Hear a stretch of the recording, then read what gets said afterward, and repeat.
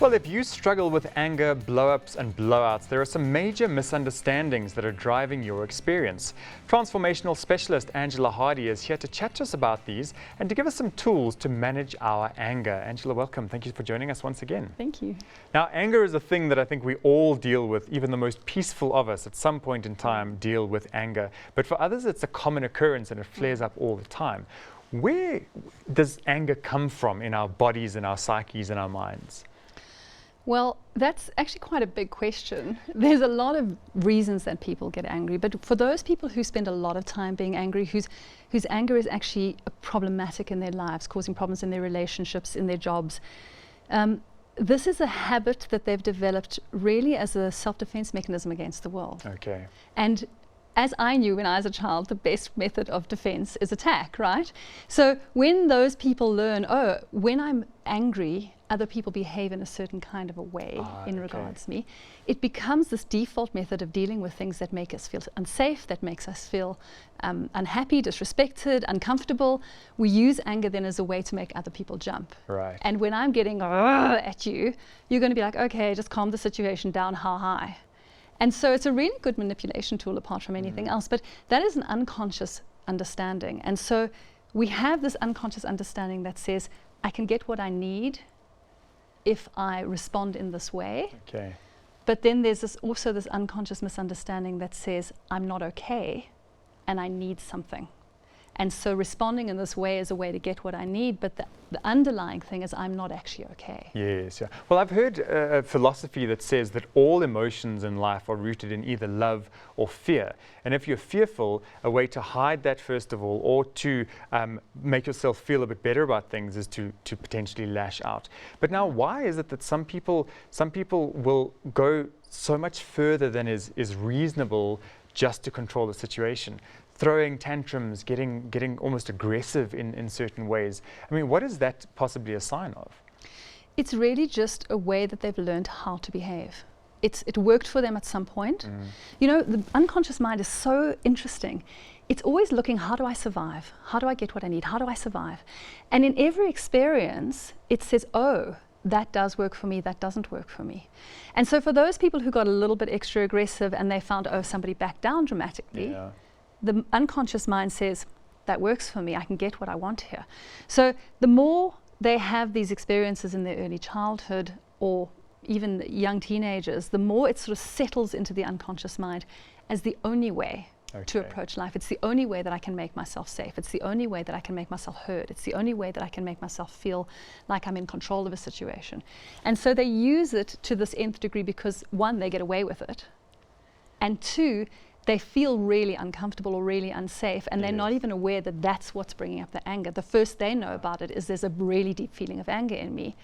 And so other people respond if I lash out in this manner. Yeah. And is it something that you see also sort of progressing over time? So you say that it's something so deeply rooted. So it starts with something small, but then gets bigger and bigger as time progresses. And how also can you curb that to soften it down over time again once you maybe recognize it in yourself? It can sometimes get worse. I mean, I've certainly seen in my clients that there are people who start off as a moderately angry child and escalate into abuse, into hitting people, into verbal abuse, into all sorts of kinds of abuse. And it's not that they're not good people. That's the irony of it. They are good people and they actually do want the best for their families or the people that they're busy vomiting all this anger all over. But in that moment where that rage fills them and they allow it to take them, they don't know how else to respond. They don't know what else to do to help themselves. So it's very interesting actually working with anger. You don't have to moderate it over time at all. When I work with people with anger, it's almost an instantaneous fix, and it's a fix for life. Oh, wow. Because what I don't teach you is how to find a way to stop in that moment and breathe in that moment and count back from 10 or hop on one leg and turn circles. There's no methodology to manage your anger in that moment. What I teach is actually that misunderstanding that lies below. I don't need this anger anymore if I get rid of the misunderstanding that drives the anger. So that's actually the way to get rid of anger, is to get rid of it from that base level of it serves a purpose for me. Well, if it no longer serves a purpose, I wouldn't use it. Yes, absolutely. And if I no longer have a purpose for it to serve, I don't need it. How does that bottling up of anger and emotion also impact people over time? You know what's interesting about the mind is that the prover proves what the believer believes. So the more I use anger, the more I feel this anger come up because the world seems very unfair or very unsafe or very unkind towards me, the more I'm proving that the world is indeed very unfair, very unsafe, and very unkind. And so I always then respond, and it gets quicker and more eventful as time goes by. A lovely, nice way of putting it, more Exactly. eventful, yeah. Right, so I'm sort of creating this pattern by proving to myself, oh, I am unsafe, and this is the only way I know how to get right. In terms of the misunderstanding that you speak about, I think often people talk about misunderstanding a situation which may cause an incorrect reaction. But just let's clarify your idea of misunderstanding there. Is it me misunderstanding or being misunderstood or misrepresented in a way? Does that make sense? When I speak about misunderstanding in relation to anger, I'm actually talking about the underlying belief system that drives our behavior. So if I have a misunderstanding, for instance, this is very common with anger. My understanding is that I'm unsafe. The world is out to get me. Everybody's got some agenda, and I have to protect myself all the time. This is a very, very common misunderstanding for people who suffer from anger. Okay. So that's the kind of misunderstanding I'm talking about. If I believe that to be true as a truth of life, then the response to that is going to be, I have to manage it.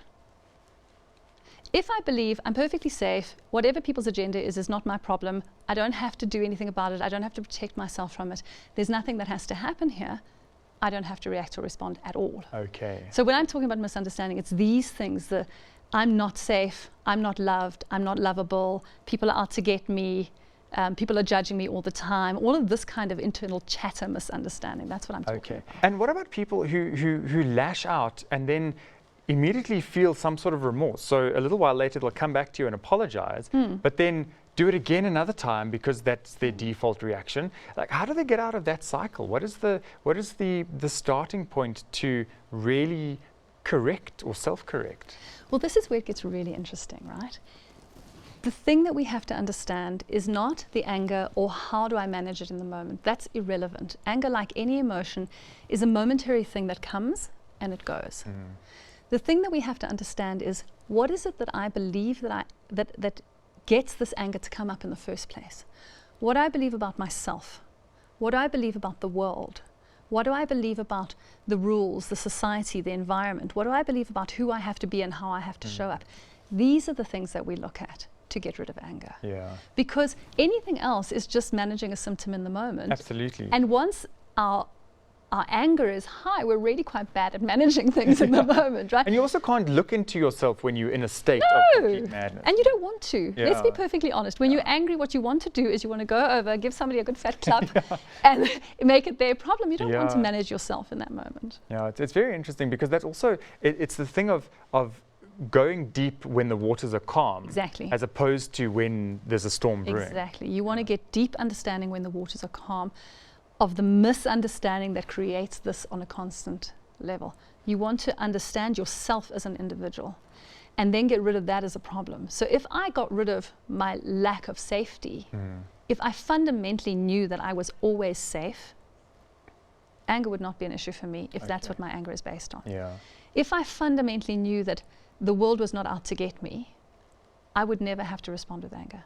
If I always knew that the rules that I make up about what's right and wrong and how you should behave and what should be going on here are my rules and not your rules, and I don't have to worry about your rules and they're not going to be the same as my rules, and that you disrespecting my rule is not disrespecting me or dishonoring me or being mean to me or being unkind or unloving towards me, I wouldn't have to respond with anger. Yeah, yeah. And so the response is based on my misunderstanding, and I have to look at all of these things that say, this is the thing on which I react because it feels like this to me, and I've understood it completely incorrectly. It feels like this, but actually your rules are your rules. That's got nothing to do with me. You know what I mean? I think so much in life we take things so personally. So personally. When the person, as you said earlier, just nobody else really cares. You know, it's our little bubble, it's our little world, and we just need to know that we're okay there. So, Angela, thank you so much. I think that there might be some people out there who feel that there are a few things to consider,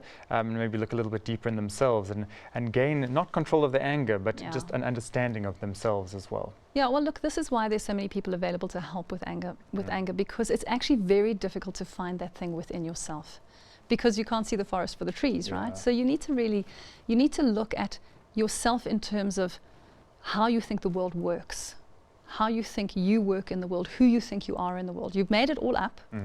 It's not true just because you thought it.